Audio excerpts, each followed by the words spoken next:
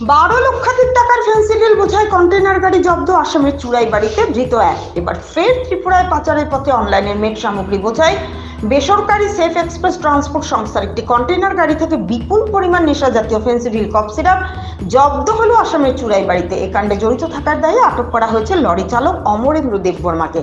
জানা গেছে বুধবার সকালে AS 01RC 1198 নম্বরের একটি 6 চাকার কন্টেইনার গাড়ি গুয়াহাটি থেকে 8 নম্বর জাতীয় সড়ক ধরে ত্রিপুরায় পৌঁছার উদ্দেশ্যে আসামের শেষ প্রান্তে চুড়াইবাড়ি পুলিশ ওয়াচ পোস্টে পৌঁছালে গাড়িটিতে দলবল নিয়ে যথারীতি তল্লাশি চালান গেট ইনচার্জ প্রণব মিলি। এতে বিভিন্ন সামগ্রিক প্যাকেটের আড়াল থেকে 12 কার্টুন 1200 বোতল নেশা জাতীয় ফেন্সিডিল কফ সিরাপ বাজেয়াপ্ত হয়, যার কালোবাজারি মূল্য প্রায় 12 লক্ষাধিক টাকার মতো হবে। এ কাণ্ডে উক্ত লরির চালককে পাকড়াও করেছে পুলিশ।